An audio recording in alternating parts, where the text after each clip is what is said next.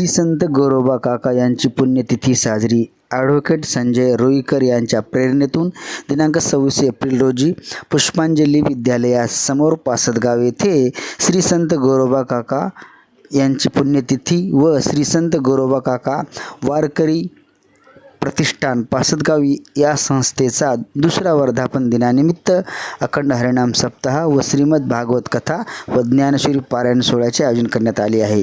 दिनांक 26 एप्रिल ते 3 मेपर्यंत या कार्यक्रमाचे आयोजन करण्यात आले आहे. ज्ञानेश्वरी पारायण श्री ह.भ. बापूराव महाराज लोणकर यांच्या मधुर वाणीतून सकाळी 4 ते 6 काकडा, 7 ते 9 ज्ञानेश्वरी पारायण, 11 ते 12 गाथा भजन, 12 ते 1 रामकृष्ण हरी जप, दुपारी 2 ते 5 श्रीमद भागवत कथा, सायंकाळी 6 ते 7 हरिपाठ व रात्री 9 ते 11 हरिकीर्तन असे विविध कार्यक्रमाचे आयोजन करण्यात आले आहे. आज पासदगाव येथे गोरोबा काकांची 708वी जयंती जी आपण पुण्यतिथी साजरी करत आहोत आणि या पासदगाव येथे 2005 पासून सातत्याने हा कार्यक्रम दरवर्षी पुण्यतिथीचा साजरा करत असतो. या ठिकाणी यावर्षीच्या या पुण्यतिथीच्या कार्यक्रमाचा 7 दिवसाचा सोहळा ठेवलेला आहे. 7 दिवस वेगवेगळ्या महाराजांचं प्रवचन या ठिकाणी आहे आणि शेवटच्या दिवशी 7व्या दिवशी काल्याचं कीर्तन या ठिकाणी होणार आहे. बहुसंख्य या परिसरातील नागरिक आणि कुंभार समाजातील अनेक नागरिक या ठिकाणी प्रतिवर्षी येत असतात.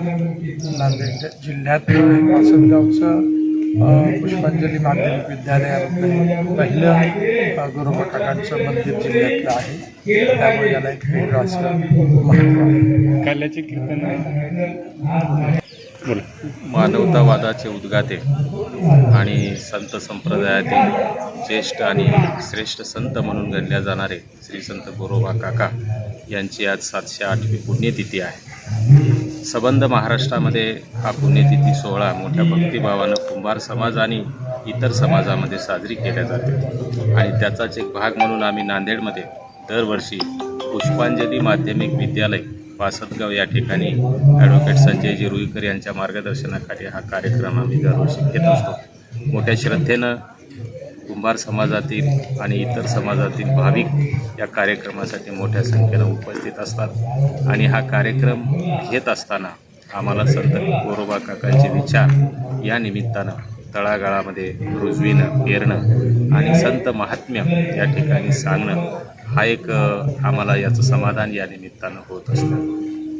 श्री संत गोरोबा काका संत संप्रदायातील आणि वारकरी संप्रदायातील एक मोठे संत म्हणून ज्यांनी नावलौकिक प्राप्त केलं आहे आणि संतांची महत्ती खऱ्या अर्थानं आपल्या ह्या समाजामध्ये आहेच आहे आणि समाजाच्या रचनात्मक अशा कार्यासाठी संतांचं महात्म्य, संतांचं कार्य हे अतिशय महत्त्वाचं आहे. ठीक.